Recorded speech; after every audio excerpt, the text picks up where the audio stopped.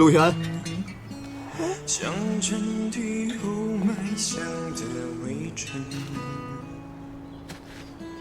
剩一句未出口的吻。你叫我什么？陆源。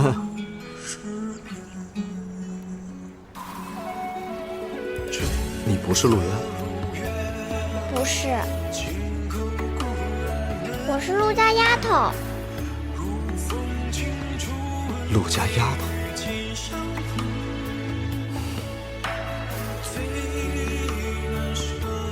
那你是不是有个阿弟，叫陆石？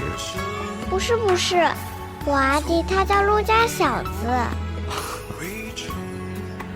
都是你阿爷的主意吧？你怎么知道？